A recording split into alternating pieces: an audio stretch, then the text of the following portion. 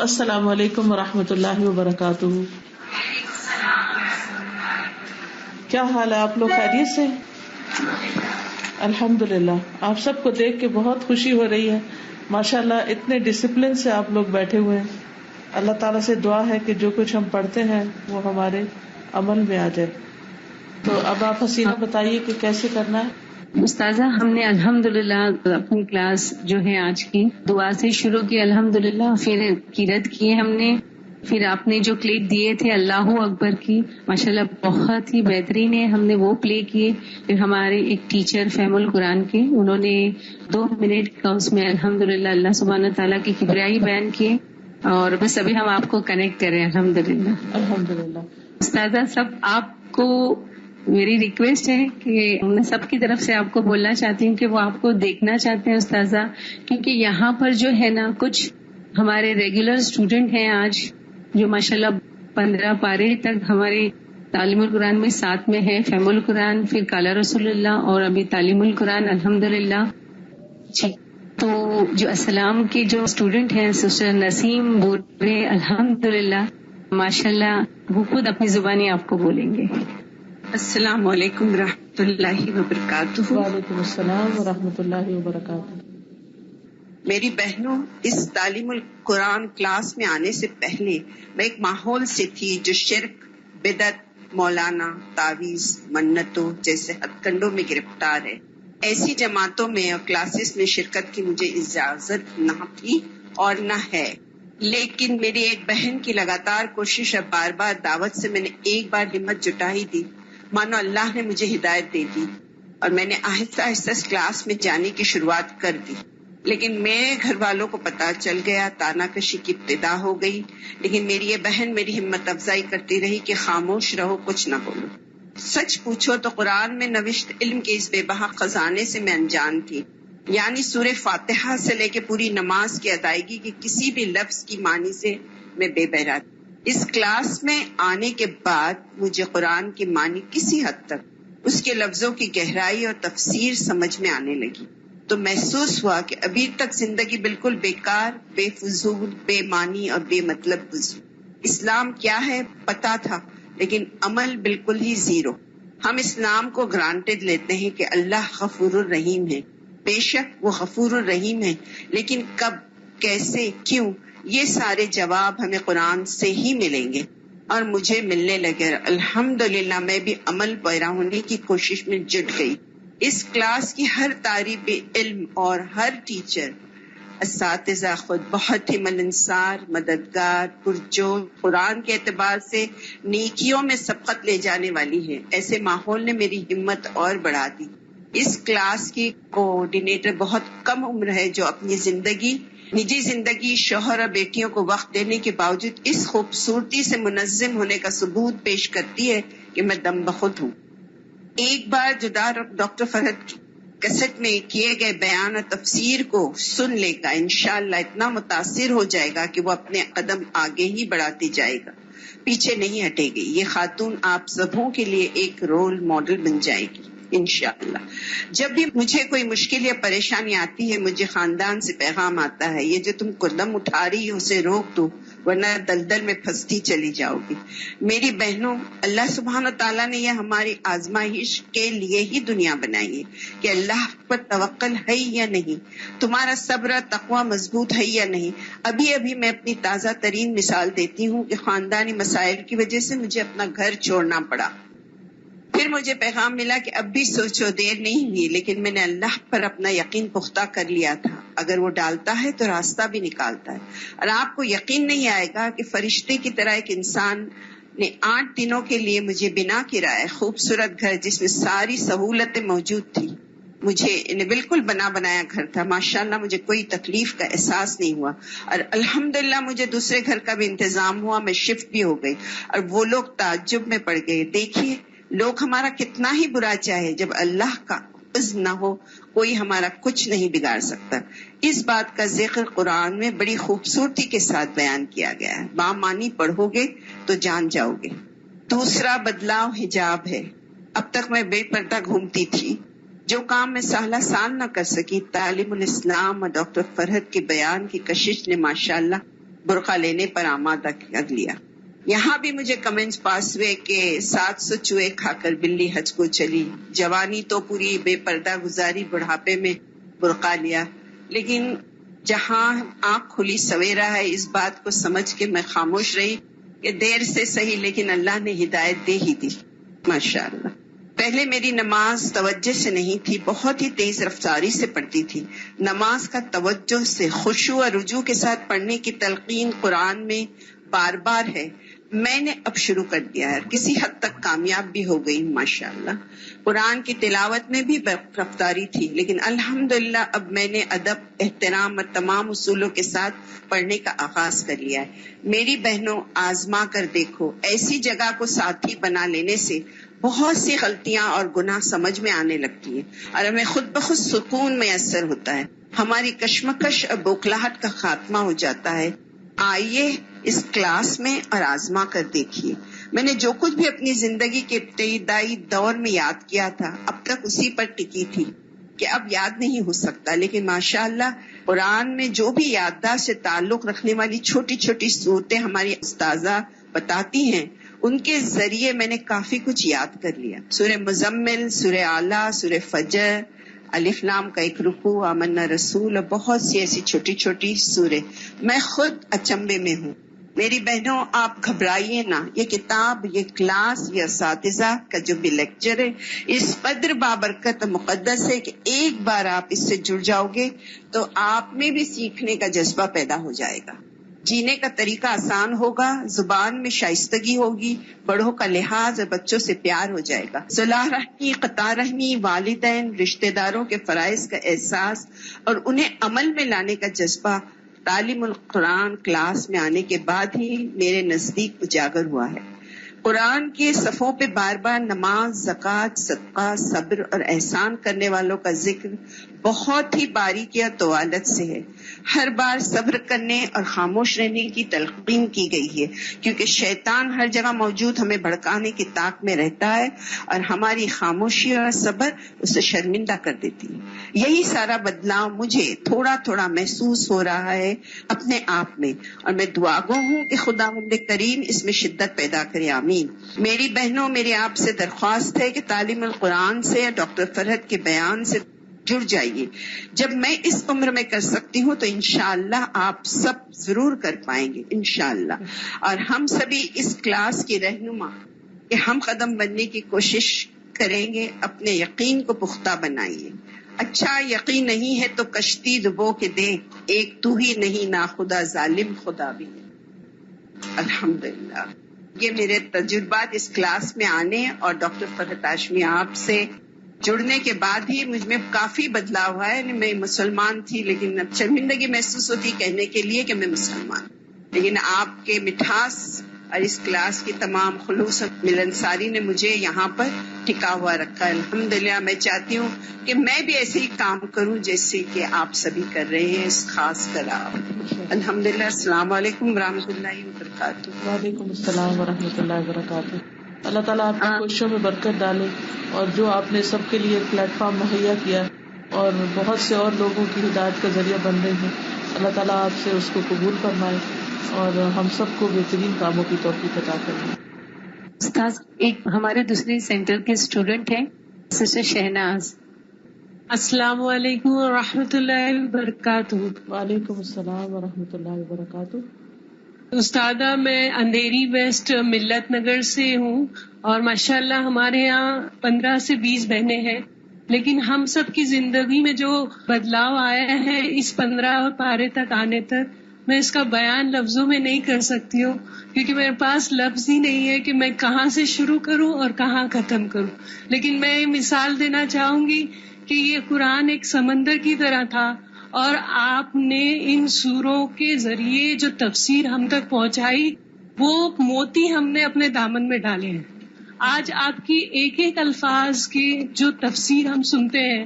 اب سورہ اسراء چل رہی ہے، آپ نے ایک ورڈ تہجد پہ جو بیان کی، آپ نے شاکلہ جو ورڈ ہے اس کی جو بیان کیا، آپ نے اف، ماں باپ کا جو اف ورڈ تھا، اس نے تو مجھے میری حد ہی مجھے مطلب سمجھ میں نہیں آئی کہ میں نے آج تک اف کو کیا سمجھا. یہ ہم آج میں 40-45 سال کی عمر تک یہ اف الفاظ کو سنتی رہی کہ اف مت کرو، ماں باپ کے لیے اف مت کہو. لیکن آپ کا جو ایکسپلینیشن تھا اف کے بارے میں، 2 انگلیوں کے پوروں کے اوپر کا میل، یہ میل جیسی چیز ہم استعمال نہیں کرنا. یہ کیا آپ بولا، یعنی میں پتا ہی نہیں سکتی ہوں. میں اگر 15واں پارہ آپ کے پاس پیش کروں گی تو میں اس چیز کا کوئی بھی میرے پاس یہ نہیں ہے کہ میں کیا بتاؤں. تو یہ جو ہماری زندگیوں میں یہ سوروں کے ذریعے جو ہمارے اندر بدلاؤ آیا ہے، جو موتی ہم نے دامن میں ڈالے ہیں، یہ الحمدللہ آپ کے کورس کے ذریعے ہوا ہے. آج میری 15ویں بہنیں سب نے اپنے اپنے معاملات کے بارے میں بتایا ہے کہ صدقے کے بارے میں ہمارے ٹائم ہم نے کس طرح سے آپ کے کورس کے لیے دیے.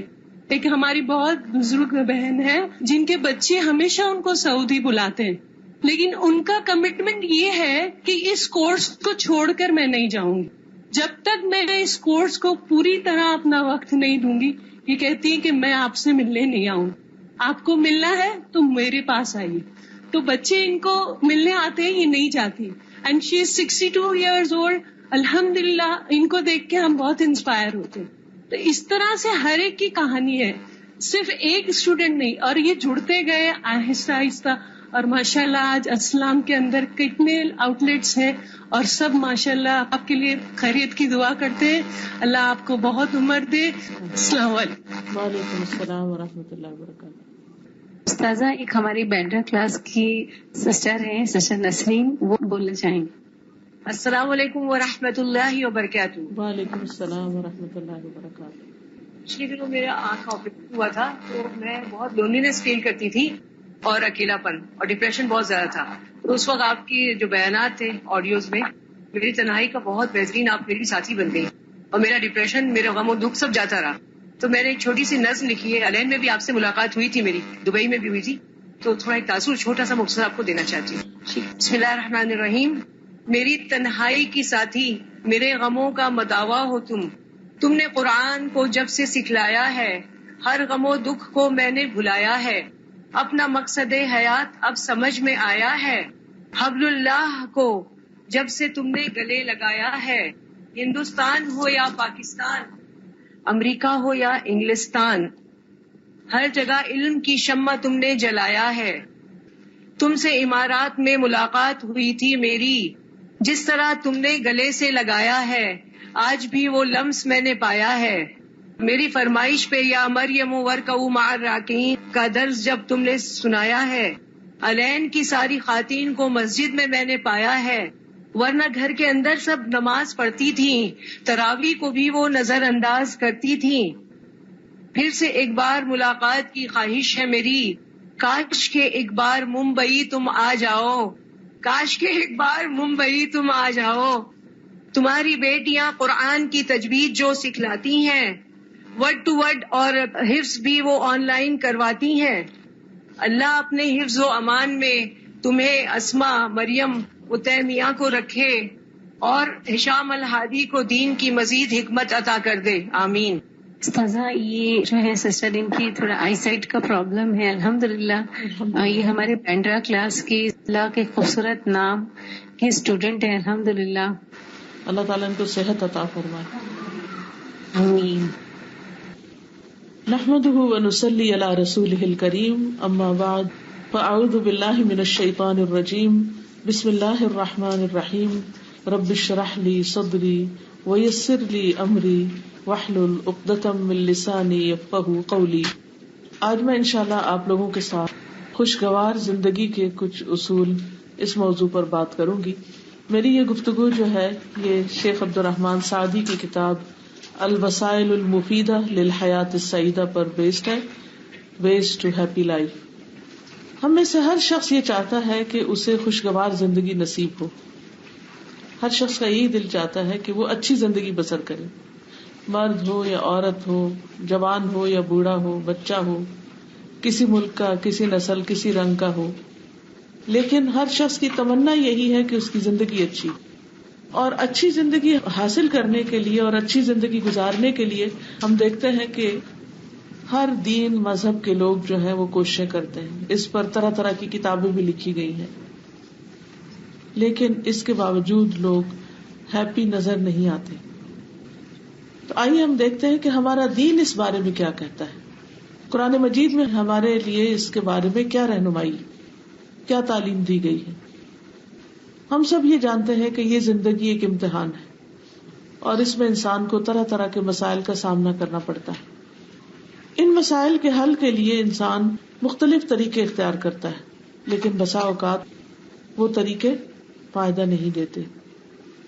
کیا خوشگوار زندگی کا مقصد یہ ہے کہ انسان کی زندگی سے سارے غم نکل جائیں، سارے امتحان نکل جائیں، اسے کوئی مشکل پیش نہ آئے، وہ جیسا رہنا چاہتا ہے ویسا رہے، تو وہ زندگی اس کے لیے خوشگوار زندگی ہے؟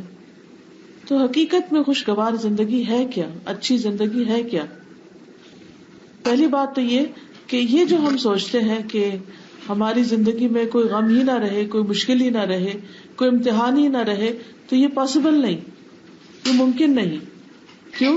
اس لیے کہ اللہ سبحانہ وتعالیٰ نے قرآن مجید میں ہمیں بتا دیا ہے کہ وَلَنَبْلُوَنَّكُمْ بِشَيْءٍ مِّنَ الْخَوْفِ وَالْجُوعِ وَنَقْصٍ مِّنَ الْأَمْوَالِ وَالْأَنفُسِ وَالثَّمَرَاتِ، کہ ہم ضرور تمہیں آزمائیں گے، تمہارا امتحان لیں گے، تمہاری آزمائش کریں گے. اور اس لیے بھی کہ الذی خلق الموت والحیات لیبلوکم ایکم احسن عملا، کہ اس نے زندگی اور موت بنائی اس لیے تاکہ وہ تمہارا امتحان لے کر دیکھے، تمہیں آزما کر دیکھے کہ تم میں اچھے کام کرتا کون ہے. تو امتحان تو ہوگا، آزمائش تو آئے گی. تو پھر اللہ تعالیٰ بھی بتا رہے ہیں کہ ضرور آزمائش کروں گا، اور اللہ تعالیٰ نے ایک دوسری جگہ پر یہ بھی ہمیں بتا دیا کہ زندگی کا مقصد ہی انسان کو مختلف امتحانوں سے گزارنا ہے.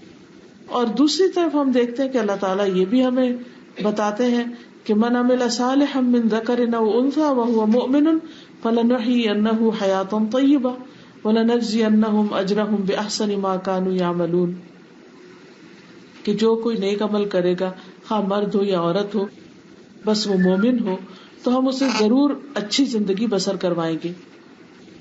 تو اس کا مطلب یہ ہے کہ اچھی زندگی بھی ہے.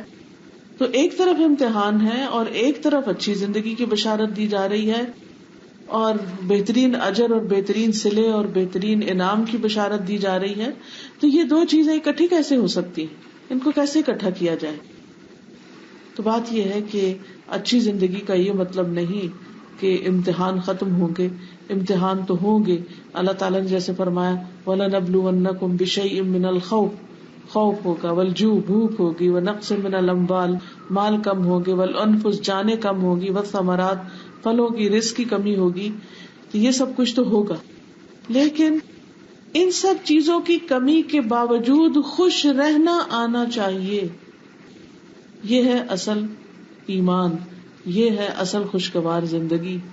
اور یہ نصیب نہیں ہوتی مگر اس کو جس کے اندر ایمان ہو، جس کے اندر نیک کاموں کی طلب ہو، کوشش اور ہمت ہو، اور وہ نیک کام کرتا رہے.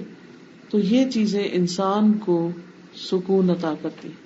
یعنی اگر کسی شخص کے اندر ایمان ہے، تقویٰ ہے، اللہ کا ڈر ہے، تو پھر کیا ہوگا؟ اس کی زندگی طوفانوں میں بھی، اندھیروں میں بھی، مشکلات میں بھی، بیماری میں بھی، ہر پریشانی میں اس کی زندگی پرسکون ہوگی.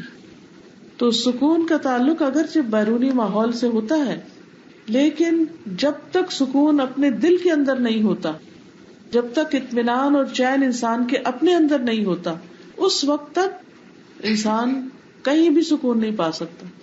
اگر سکون صرف باہر ہوتا تو آپ دیکھیے کہ جو لوگ بڑے بڑے محلات میں رہتے ہیں، دنیا کی ہر نعمت انہیں میسر ہے، پھر تو وہ سب سے زیادہ پرسکون ہوتے. جن کو دنیا میں سب سے زیادہ نیم اور فیم ملا، بڑے بڑے سیلیبریٹیز، بڑے بڑے فلم سٹارز اور بڑے بڑے مختلف فیلڈ سے تعلق رکھنے والے لوگ، جن کی قابلیت اور جن کی شہرت کا لوہا دنیا مانتی، پھر تو چاہیے تھا کہ وہ سب سے کامیاب لوگ ہوتے اور سب سے خوشحال لوگ ہوتے. لیکن اگر آپ انٹرنیٹ پر سرچ کریں، گوگل پہ جائیں اور دیکھیں کہ سب سے زیادہ خودکشی کن لوگوں نے کی، تو وہ آپ دیکھیں گے کہ غریب لوگوں نے نہیں کی، وہ بیمار لوگوں نے نہیں کی، وہ دنیاوی مشکلات میں پڑے ہوئے لوگوں نے نہیں کی، کہ جن کو دنیا پوری طرح ملی نہیں تھی. سب سے زیادہ خودکشی کرنے والے لوگ وہ ہیں کہ جنہیں دنیا زیادہ مل گئی. جنہیں زیادہ شہرت مل گئی, زیادہ عزت مل گئی, زیادہ بڑا نام مل گیا, اور انہوں نے دنیا کی ہر نعمت دیکھ لی, لیکن اس کے باوجود, ہر چیز پانے کے باوجود, جب انہیں خوشی نہیں ملی تو انہوں نے اپنے آپ کو ختم کر دیا. اور بڑے بڑے مشہور نام آپ کو ملیں گے کہ لوگ تمنا کرتے ہیں کہ ان جیسی زندگی ان کو ملے, لیکن حقیقت کیا ہوئی, اینڈ ریزلٹ کیا ہوا, انجام کیا ہوا کہ ان لوگوں نے اپنے آپ کو ہی ختم کر دیا, خود کو ہی قتل کر دیا. تو جو شخص ایک خوشگوار زندگی بسر کر رہا ہو, ہیپی لائف بسر کر رہا ہو, وہ خود کو قتل نہیں کرتا. یہاں یہ تو ہو سکتا ہے کہ اس کا دماغ چل جائے تو وہ خود کو ختم کر دے, لیکن حقیقت یہ ہے کہ خود کو ختم وہی کرتا ہے جو ڈپریشن کا شکار ہوتا ہے, جو غموں کا شکار ہوتا ہے, جس کے لیے جینے کی کوئی تمنا, آرزو اور کوئی چیز دنیا میں باقی نہیں رہتی. تو ایسا شخص پھر جینا ہی نہیں چاہتا. تو اس صورت میں انسان کو یہ سوچنا چاہیے کہ پھر اگر اللہ تعالیٰ نے وعدہ کیا ہے کہ میں ضرور اچھی زندگی بسر کراؤں گا, تو آخر وہ کیا چیز ہے جو اچھی زندگی کا باعث بنتی ہے؟ تو وہ دو چیزیں ہیں جو بنیاد میں ہیں, اور وہ ہے ایمان اور عمل صالح. ایمان اور عمل صالح. تو بات یہ ہے کہ اگر ہم واقعی خوشگوار زندگی چاہتے ہیں تو اس کے لیے ہمیں اپنے ایمان کی تجدید کرنی ہوگی, اپنے ایمان کو بہترین بنانا ہوگا, اور پھر اس کے ساتھ ساتھ اچھے عمل کرنے ہوں گے. حقیقت یہ ہے کہ عمل صالح جو ہیں, اچھے اعمال جو ہیں, وہ ایمان کا حصہ ہیں, they are part of ایمان. اور اس کے ساتھ ساتھ تاکید کے لیے ایمان اور عمل صالح دونوں قرآن مجید میں بارہا ایک جگہ پر بھی مینشن کیے گئے ہیں. تو اس لیے بہت ضروری ہے کہ ہم اپنے اپنے ایمان اور عمل صالح کا جائزہ لیں. رسول اللہ صلی اللہ علیہ وسلم نے مشکل آنے پر, تکلیف آنے پر مومن کا جو حال بتایا ہے, اس سے پتہ چلتا ہے کہ اس کا ایمان کتنا ہے. نبی صلی اللہ علیہ وسلم نے فرمایا, عجبا لامر المؤمن ان امرہ کلہ لہ خیر. مومن کا معاملہ بھی بہت عجیب ہے, اور بے شک اس کا معاملہ سارے کا سارا خیر پر مبنی ہے, اس میں بھلائی ہی بھلائی ہے. وَلَيْسَ ذَلِكَ لِأَحَدٍ إِلَّا لِلْمُؤْمِنِ, اور یہ چیز مومن کے سوا کسی اور کو نصیب ہی نہیں. اور وہ کیا ہے, ان اصابتہ سراء شکر فکان خیرا لہ وان اصابتہ ضراء صبر فکان خیرا لہ, کہ اگر اسے کوئی خوشی ملتی ہے تو اس پر وہ شکر ادا کرتا ہے, نعمت ملتی ہے تو وہ اللہ تعالی کے لیے شکر ادا کرتا ہے, اس پہ خوش ہوتا ہے, اللہ سے راضی ہوتا ہے, تو یہ اس کے حق میں بہتر ہو جاتا ہے. اور اگر اس کو کوئی تکلیف پہنچتی ہے, کوئی مشکل آتی ہے, تو وہ صبر کرتا ہے, اور یہ حال اس کے لیے بہتر ہوتا ہے. یعنی صبر کے ذریعے وہ اللہ تعالی کی رضا حاصل کر لیتا ہے اور بہترین اجر پا لیتا ہے. انما یوفی الصابرون اجرہم بغیر حساب, کہ اجر ہے صبر کرنے والوں کے لیے جس کا کوئی حساب ہی نہیں. خلاصہ کیا ہے کہ دو لوگ ہیں, مثلا مثال سے سمجھی, دو لوگ ہیں, دونوں کو ایک جیسی نعمت ملتی, لیکن دونوں کا رویہ مختلف ہوتا ہے. ایک کو ملتی ہے تو وہ اس کو اپریشیٹ کرتا ہے, اور جب ہم نعمت کو اپریشیٹ کرتے ہیں, اس پر شکر ادا کرتے ہیں, تو فائدہ کس کو ہوتا ہے؟ ہم اس کا ذکر کرتے ہیں. فَأَمَّا بِنِعْمَةِ رَبِّكَ فَحَدِّثْ, ہم جب منہ سے بول کے کہتے ہیں اللہ تیرا شکر ہے, ہم جب سامنے والے انسان کا شکریہ ادا کرتے ہیں, جب ہم اس نعمت پر خوش ہوتے ہیں, تو اس سے ہمارے دل کا حال اچھا ہوتا ہے. لیکن یہ بتائیے کہ کتنے لوگ ایسے ہیں کہ جو نعمتوں کو دیکھ سکیں اور پھر ان کو پہچان کر ان پر شکر بھی ادا کریں کہ اللہ تیرا شکر ہے. تو یہاں یہ بتایا گیا کہ مومن کو ہر وقت پریشانی نہیں رہتی, صرف ایمان کی نشانی پریشانی ہی نہیں ہے, مومن کو خوشی بھی نصیب ہوتی ہے, لیکن مومن خوشی پا کر خوش ہونا جانتا ہے, جبکہ دوسرے لوگ خوشی پا کر خوش ہونے کا طریقہ نہیں جانتے. تو اگر کوئی شخص شکر کی عادت رکھتا ہے تو یہ اس کی خوشگوار زندگی کی علامت ہے کہ وہ ایک خوش باش شخص ہے. کیونکہ شکر کا اپوزٹ کیا ہے؟ ناشکری. اچھا، جب ناشکری ہوتی ہے تو پھر کیا ہوتا ہے؟ سب سے پہلے تو انسان کمپلینٹ کرتا ہے کہ یہ کیا. مثلاً آپ کو کسی نے پانی پیش کیا تو آپ اس پہ شکریہ ادا نہیں کر رہے. کیوں نہیں کر رہے؟ کیونکہ جس گلاس میں اس نے آپ کو دیا وہ آپ کو پسند نہیں آیا. حالانکہ گلاس کوئی بھی ہو، جو پانی اس کے اندر ہے، آپ کو شکریہ تو اس پر ادا کرنا چاہیے کہ وہ آپ کی پیاس بجھانے والا ہے. تو دو طرح کے مائنڈ ہوتے ہیں. ایک اس نعمت پر نظر رکھتے ہیں جو ان کو ملی ہے، آس پاس کی چیزوں کو بھلا دیتے ہیں. اور کچھ لوگوں کا حال کیا ہوتا ہے کہ اس نعمت کو تو بھول جاتے ہیں، اور جو اس کے ساتھ پھول کے ساتھ کانٹے ہیں ان کا ذکر بہت کرتے ہیں. نتیجہ کیا ہوتا ہے؟ وہ روتے ہی رہتے ہیں، وہ خوشگوار زندگی بسر کر ہی نہیں سکتے، وہ خوش ہو ہی نہیں سکتے، ان کو خوش ہونا آتا ہی نہیں. تو خوشگوار زندگی کہاں سے ہو؟ تو جو شخص شکر ادا نہیں کرتا وہ خوشگوار زندگی بسر نہیں کر سکتا. اس کے برعکس وہ شخص جو شکر ادا کرتا ہے وہ ہر دم خوش رہتا ہے، کیونکہ اس کے اندر ایک سینس آف اچیومنٹ ہوتی ہے کہ میں نے کچھ پایا ہے. اور پانے کا احساس جو ہوتا ہے وہ آپ کو خوش کر دیتا ہے کہ مجھے یہ چیز ملی. کچھ لوگ بچوں کی پیدائش پر خوش ہوتے ہیں کہ اللہ نے ان کو ایک نعمت دی. ریسنٹلی میں نے کسی کو وزٹ کیا تو انہوں نے کہا کہ مجھے بچوں کی آواز اتنی اچھی لگتی، کیونکہ میں گھبرا رہی تھی کہ ہمارے ساتھ سب نواسے نواسیاں تھے اور شور کرنے والے بچے اور ادھم مچانے والے. تو کیونکہ چھوٹے بچوں کو آپ جتنا چاہے سمجھا لیں وہ وہی کرتے ہیں جو انہوں نے کرنا ہوتا ہے نا. وہ کسی چیز کو دیکھیں گے ایک دم شور مچا دیں گے، انہیں بھول جائے گا کہ مجھے چپ رہنا ہے نا، چپ رہنا نہیں جانتے. تو وہ کہنے لگی کہ میں تو بچوں کے جو آوازیں ہیں مجھے تو میوزک کی طرح لگتی ہیں، میں تو ہر آواز پہ خوش ہوتی ہوں. تو آپ اس بات کی فکر ہی نہ کریں کہ میں بچوں کی وجہ سے پریشان ہوں. اکثر مائیں بچوں کی آواز سے چڑتی ہیں، خبردار جو بولے، اور ان کو برا بھلا کہتی رہتی. اپنوں کو، کسی دوسرے کے بچے کو وہ کہاں برداشت کریں گے جو اپنے کو نہیں کر سکتے. ان لوگوں کا سوچیے جن کے پاس بچے نہیں، جن کے گھر میں اولاد نہیں، اور وہ اس پر کتنے پریشان ہوتے. اسی طرح بعض لوگ گھر میں کام کے اوپر بہت پریشان، اتنا کام بکھر گیا ہے، برتن دھونے والے ہیں، کپڑے دھونے والے. ارے سوچئے لوگ ہیں تو یہ کپڑے اور برتن دھونے کے لیے ہے نا. اگر آپ کے گھر میں کوئی ہوتا ہی نہ اور آپ کو تنہا زندگی بسر کرنی پڑتی تو وہ کیسی زندگی ہوتی. تو جس وقت بھی کوئی چیز بودر کرنے لگے اس وقت انسان کو شکر ادا کرنا چاہیے.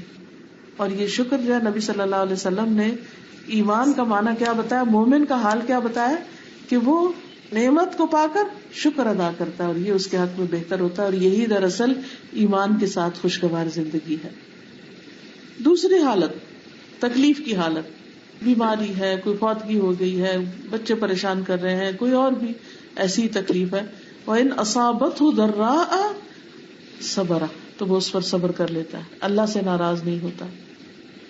اور اس وقت وہ اللہ کے بارے میں اچھا گمان رکھتا ہے کہ میرے رب نے مجھے چن لیا یہ نیکی کمانے کے لیے.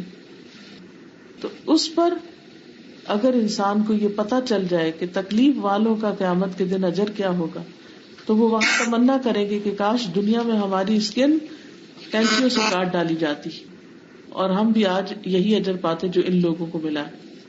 لیکن جس شخص کے پاس ایمان نہیں ہوتا اس پر تکلیف بہت بڑی آفت بن کے گزرتی اور اس کا ایمان بھی چلا جاتا ہے اور اس کے نیک عمل بھی چلے جاتے ہیں اور اس کی زندگی مزریبل ہو کر رہ جاتی. کبھی انسان یہ سوچے کہ جو تکلیف آئی ہے وہ تو ٹل کے نہیں رہے گی، ختم نہیں ہوگی جب تک اللہ نہیں چاہے گا، وہ تو جب ہی ختم ہوگی جب اللہ چاہے گا. تو بے چین ہونے سے تو فائدہ کچھ نہیں. تو مجھے اسے ایکسپٹ کر لینا چاہیے، اسے قبول کر لینا چاہیے کہ یہ تو اب آ گئی، اب ایسا ہے. بالکل ایسے ہی جیسے ہم سردی آتی ہے تو اس کو ایکسپٹ کر لیتے ہیں، سویٹر کپڑے نکال لیتے ہیں. اور اسی طرح جب گرمی آتی ہے تو ہم اس کے مطابق اپنے آپ کو چینج کر لیتے ہیں. ہم گرمی کے اپنے گھر کے کمرے کو تو اے سی لگا سکتے ہیں، کیا سارے شہر کو اے سی دے سکتے ہیں؟ ہو ہی نہیں سکتا. لیکن پھر کیا ہوتا ہے، ٹھنڈے پانی سے نہا رہے ہیں، کپڑے ایسے پہن رہے ہیں، گھر کے انتظام ایسے کر رہے ہیں، چھاؤں کا انتظام کر رہے ہیں، وغیرہ ساری چیزیں جو ہیں اس کے مطابق ایڈجسٹ کر لیتے ہیں. اور پھر وہ چند دن کی تکلیف کے بعد ہر چیز نارمل ہونے لگتی. تو یہ چیز انسان کے لیے خوشگوار بن جاتی. یعنی وہی گرمی جس کے بہت سے فائدے بھی ہیں، اس کے بغیر انسان کو وہ فائدے نصیب نہ ہوتے. کہ آپ دیکھیے گرمی کے آنے سے کتنے پھل پکتے ہیں، کئی درخت ہرے بھرے ہو جاتے ہیں اور بہت سی چیزیں ہیں. لیکن یہ حال صرف مومن کا ہوتا ہے، یعنی خوشگوار زندگی صرف مومن کی ہوتی ہے. اس کے برعکس ان الذین لا یؤمنون بآیات اللہ لا یہدیہم اللہ ولہم عذاب علیم. بے شک وہ لوگ جو ایمان نہیں لاتے اللہ کی آیات پر، اللہ ان کو ہدایت نہیں دیتا اور ان کے لیے دردناک عذاب ہے. جو اللہ کی بات کو نہیں مانتے، ایمان نہیں رکھتے، تو اللہ ان کو ہدایت نہیں دیتا، ان کی تکلیف نہیں جاتی، ان کو سمجھ ہی نہیں آتی تکلیف کیوں آئی اور کیوں گئی. جیسے منافق کا حال ہوتا ہے، منافق کو نہیں سمجھ آتی کہ اس کے رب نے اسے کیوں پکڑا اور کیوں چھوڑ دیا. اس کے برعکس جو مومن ہوتا ہے اس کو اچھی طرح سمجھ آ جاتی ہے کہ اس کی آزمائش کیوں ہو رہی ہے اور اللہ تعالیٰ نے کوئی خاص امتحان اس پہ کیوں ڈالا. تو جو ایمان لاتے ہیں آیتوں پر، پھر وہ آیتیں پڑھتے ہیں، اور جو آیتیں پڑھتے ہیں پھر ان پر عمل کرتے ہیں، اور جب عمل کرتے ہیں تو ان کی زندگی خوشگوار ہو جاتی. تو خلاصہ کیا ہے اس بات کا؟ خلاصہ یہ ہے کہ اچھی زندگی کا راز ایمان اور عمل صالح میں ہے، نیک کام کرنے میں ہے. اور ایمان جو ہے وہ علم کے ساتھ ہوتا ہے، علم اور عمل کے ساتھ. قرآن مجید میں اللہ تعالیٰ فرماتے ہیں فَاعْلَمْ أَنَّهُ لَا إِلَٰهَ إِلَّا هُوَ، جان لو کہ اللہ کے سوا کوئی الہ نہیں. تو اس کے لیے علم بھی حاصل کرنا ہے اور اس کے لیے اس علم پر عمل بھی کرنا ہے، کیونکہ جو شخص علم پر عمل نہیں کرتا وہ کبھی بھی خوشگوار زندگی بسر نہیں کر سکتا. وہ علم اس کے لیے بوجھ بنتا چلا جاتا ہے. یہ پہلا نقطہ ہے، پہلی بات ہے. کہنے کا مطلب یہ تھا کہ کچھ لوگ کہتے ہیں کہ ایمان بھی ہے، مشکل کیوں آئی ہے؟ تو انہیں اپنے ایمان کی تجدید کی ضرورت ہے. مشکل تو مومنوں پر ہی آتی ہے، اللہ مومنوں کو ہی آزماتا ہے. نبی صلی اللہ علیہ وسلم اور آپ کے صحابہ پر کیا کوئی مشکل آئی تھی؟ آئی تھی نا، سب جانتے ہیں کہ آئی تھی. تو اگر ان پر مشکل آئی تھی تو کیا وہ ہر وقت غم مناتے رہتے تھے، ہر وقت روتے دھوتے رہتے تھے؟ وہ کتنے پرسکون لوگ تھے. کیوں؟ کیونکہ ان کا ایمان تھا. جنگ احد کے بعد فوراً ایک اور جنگ کے لیے بلا لیا گیا، تو کس طرح خوشی خوشی سب نکلے. تو اسی طرح ذاتی زندگی میں بھی اور معاشی زندگی میں بھی بڑے بڑے حادثے پیش آئے. ہجرت کی تو سارے گھر بار کاروبار پورے چھوڑ دیے. کیا وہ مدینہ آ کے تو انہوں نے صفیں بچھا لی اور سارا وقت روتے رہتے تھے اور پریشان رہتے تھے اور ڈپریشن میں رہتے تھے؟ نہیں، ان کو مکہ یاد ضرور آتا تھا، ان کا دل ابھی نہیں لگتا تھا شروع میں، لیکن نبی صلی اللہ علیہ وسلم نے سب کے لیے دعا کی اور سب کے دل لگ گئے. اور یہاں تک لگے کہ جب آپ حجۃ الوداع کرتے ہیں تو بس صرف اتنے دن مکہ میں ٹھہرتے ہیں جتنے دن حج ہوتا ہے، فوراً واپس آتے ہیں. کوئی بھی پھر مدینہ سے جا کر واپس مکہ میں نہیں رہا، حالانکہ وہ ان کا گھر تھا، ان کی ہوم لینڈ تھی، لیکن اللہ نے مدینہ ان کے لیے بہت زیادہ محبوب کر دیا.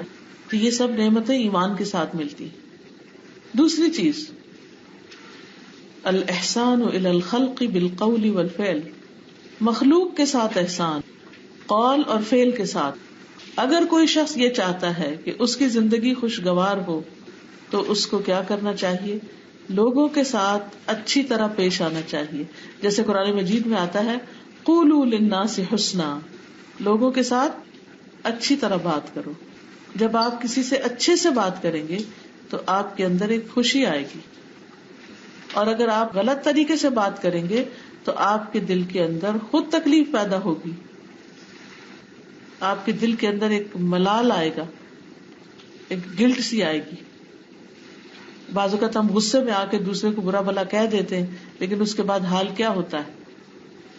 چلیے یہ دو جملے تو سب کو آتے ہیں، I love you, I hate you. اب سب جتنے لوگ بیٹھے ہیں سب دائیں اور بائیں مڑ کے پہلے سب کہیں آئی لو یو، اور پھر دیکھیں چہروں کا حال کیا ہے. جب یہ ختم ہو جائے تو دوبارہ کہیں آئی ہیٹ یو، تو پھر چہروں کا حال دیکھیں کیا ہے. کہیے.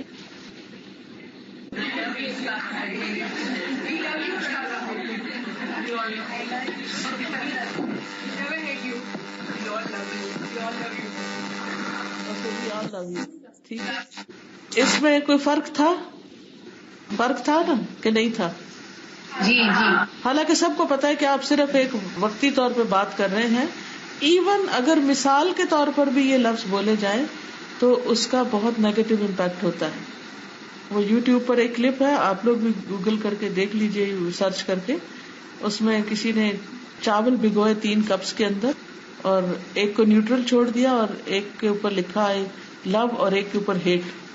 تو جو ہیٹ والا تھا وہ کالا کالا ہو گیا اور خراب ہو گیا, اس کا رنگ بدل گیا, اور جو لو والا تھا وہ بالکل ویسے کا ویسا ہی تھا. اور نیوٹرل کا کیا تھا, وہ بس ایسا ہی تھا شاید, یعنی یا 2 کپ تھے, مجھے اب یاد نہیں اس پوری کہانی. آپ لوگ خود اس ویڈیو کو دیکھیے تو آپ حیران ہوں گے کہ کس طرح محبت جو ہے وہ گھروں کے اندر ایک خوشحالی پیدا کر دیتی ہے, اور کس طرح سب لوگ آپس میں بھی خوش رہتے ہیں, صحت بھی اچھی رہتی ہے, اور بڑے بڑے مسائل جو ہیں ان کو برداشت کرنا آسان ہو جاتا ہے.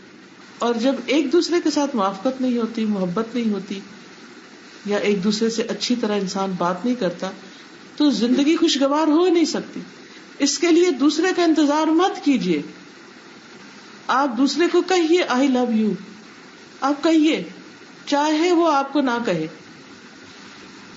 اپنے بچوں کو بتائیے, کیونکہ ہم بچوں کیوں نہیں بتاتے, روگ ختم ہو جائے گا ہمارا. اب نتیجہ کیا ہوتا ہے, ساری زندگی بچے ترستے ہیں, وہ سمجھتے ہیں ہمارے ماں باپ ہم سے کوئی محبت نہیں کرتے, آپ تو ہم سے پیار ہی نہیں کرتے. یہ شکایت ہونی نہیں چاہیے بچوں کو. اپنے ماں باپ سے کہیے, اپنے ہسبینڈ سے کہیے, اپنے دوستوں سے کہیے. تو آپ دیکھیے کہ یہ چھوٹا سا یہ کہنا کہ I love you for the sake of اللہ, آپ کا مقام کتنا اس دوسرے شخص کے دل میں بڑھا دے گا. اور ویسے بھی عام روزمرہ زندگی میں بھی کسی کو کوئی کام کہنا ہو, کچھ بتانا ہو, کچھ لینا ہو, کچھ دینا ہو, تو نرمی سے بات کیجیے. نرمی سے بات جو ہے وہ بہت سے مسائل کو حل کر دیتی ہے. دوسرا, ایکشن میں بھی احسان. احسان کا مطلب ہوتا ہے اچھا سلوک کرنا, یعنی کسی کے ساتھ کوئی معاملہ کرنا تو اچھے سے. مثلا آپ کسی کو پانی پیش کر رہے ہیں, ایک یہ کہ دڑ سے آپ گلاس رکھیں, اور ایک یہ کہ آپ ایک سلیقے سے رکھیں. آپ نہانے کے لیے واش روم میں گئے ہیں اور کپڑے اتار کر آپ ڈھنگ سے ٹانگ دیتے ہیں, یا آپ ان کو گول مول کر کے فرش پر پھینک دیتے ہیں. ان دونوں ایکشنز کا ایک ہی نتیجہ ہے, ایک نتیجہ نہیں ہے. آپ کے بعد جو بھی واش روم استعمال کرے گا اس کے اوپر کیا گزرے گی. لیکن اگر آپ وضو کر کے بھی نکلتے ہیں اور واش روم کو تھوڑا ٹھیک کر کے نکلتے ہیں, یا نہا کر بھی نکلتے ہیں اور اپنی چیزیں یا اپنے کمرے سے نکل رہے ہیں, تو چھوٹی چھوٹی چیزیں جو ہیں آپ کے آس پاس والوں پر, آپ کے گھر والوں پر, آپ کے ساتھی پر ایک مثبت اثر ڈالتے. یعنی چھوٹی سے چھوٹی چیز سے لے کر بڑی سے بڑی چیز. حدیث میں آتا ہے ان اللہ کتب الاحسان علی کل شیء, اللہ نے ہر چیز پر احسان لکھ دیا ہے, ہر چیز پر. اور اس میں نبی صلی اللہ علیہ وسلم نے جو مثال دی وہ یہ کہ جب تم قتل کرو تو احسن طریقے سے کرو, اور جب ذبح کرو تو عمدہ طریقے سے ذبح کرو, احسان کے ساتھ. احسن القتل احسن الذبح. اب آپ کہیں گے کہ 2 مثالیں دی, 2 چیزوں کی, قتل اور ذبح کی, اور ان دونوں میں احسان. تو جو دین ہمارا قتل اور ذبح میں احسان کرنے کو کہتا ہے, اس کا مطلب نہیں بے وجہ کسی کو قتل کرو. وہ تو ایک مسلمان کا قتل جو ساری انسانیت کے زوال سے بدترین ہے اور ہمیشہ کے لیے جہنم ہے جو کوئی ایسا کرے. اس کا مطلب یہ ہے کہ اگر حق کے ساتھ کہیں کوئی ایسے کام کی نوبت آتی ہے تو اس صورت میں بھی اچھا طریقہ اختیار کرو. دوسرے لفظوں میں مشکل سے مشکل کام, تکلیف دہ سے تکلیف دہ کام, ہر کام کو اچھے وے میں کرو, بھونڈے طریقوں سے کام نہیں کرو. بندوں کے ساتھ بھی احسان کرو, والدین کے ساتھ, رشتہ داروں کے ساتھ, مسافروں کے ساتھ, ہمسایوں کے ساتھ, ہر ایک کے ساتھ احسان. اور یہ حکم میرا نہیں ہے, یہ اللہ سبحانہ تعالیٰ کا ہے. جو یہ کرے گا وہ لازماً خوشگوار زندگی بسر کرے گا, یہ اللہ کا وعدہ ہے. ہم اس بات کے انتظار میں رہتے ہیں کہ دوسرا اچھا ہو جائے, ہم اس بات کے انتظار میں رہتے ہیں کہ دوسرے لوگ ہم سے اچھے ہو جائیں, حالانکہ ضرورت کس چیز کی ہے, ہم اچھے ہو جائیں. ہم اچھے ہوں گے تو سبھی اچھے ہو جائیں گے. تو پہلا اصول کیا تھا, ایمان اور عمل صالح. دوسرا اصول بات میں احسان، عمل میں احسان. تیسرا اصول الاشتغال بعمل من الاعمال او بعلم من العلوم. To be occupied with doing something or learning. یعنی انسان اپنے آپ کو آکوپائڈ رکھے. Always keep yourself busy. کبھی کوئی کام کرے، کبھی کچھ سیکھے، یعنی کچھ نہ کچھ ضرور کرے. جب آپ کچھ کریں گے تو انشاءاللہ آپ مصروف رہیں گے، آپ خوش رہیں گے. سب سے زیادہ بور، پریشان، غمگین، فرسٹریٹڈ وہ لوگ ہوتے ہیں جن کے پاس کرنے کا کچھ کام نہیں ہوتا، اور وہ خود بھی پریشان ہوتے ہیں اور دوسروں کو بھی پریشان کرتے ہیں. میرے والد ہمیشہ کہتے تھے کہ جنوں کو قابو کرو. مطلب ان کا یہ تھا کہ جو بچوں کو کسی کام لگاؤ، ورنہ بچے شرارتیں کریں گے، بدتمیزی کریں گے، کچھ نہ کچھ غلط کریں گے. تو اسی لیے آج کے جدید دور میں بچوں کی تربیت کے لیے بہت اہم اصول کیا ہے؟ ان کو ایکٹیویٹیز میں مصروف رکھو. اور ایجوکیشن بھی کیسی ہو؟ صرف کتابیں پڑھنے اور رٹنے کی نہیں، activity based, hands on activities. ایسا مصروف رکھو کہ کچھ سیکھتے بھی چلے جائیں اور اس کے علاوہ کوئی غلط کام نہ کریں، پریشان نہ کریں. کیونکہ بچوں میں بھی بہت انرجی ہوتی ہے اور جب ان کے پاس کرنے کا کام نہیں ہوتا تو پھر پریشانی کا باعث بنتے ہیں. یوتھ میں بھی بہت انرجی ہوتی ہے، لیکن ہمارے ینگسٹر کے پاس جب کوئی کام نہیں ہوتا تو پھر وہ کیا کرتے ہیں؟ سارا دن سوتے ہیں، یا وہ لیپ ٹاپ کے ساتھ گلوڈ رہتے ہیں، یا پھر وہ ایسے کاموں میں مصروف ہو جاتے ہیں کہ جو فائدے کے نہیں ہوتے، یا ماں باپ پہ چلاتے ہیں، یا بہن بھائیوں کے ساتھ.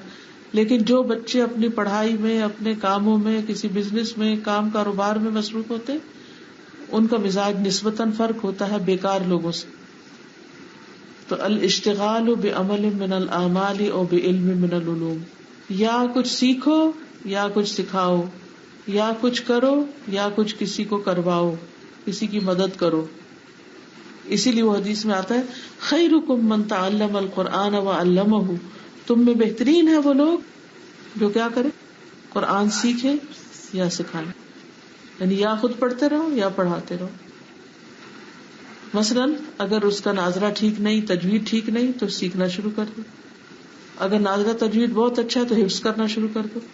اگر حفظ کیا ہوا ہے تو اس کو پکا کرنا شروع کر دو، اس کی دہرائی کرتے رہو.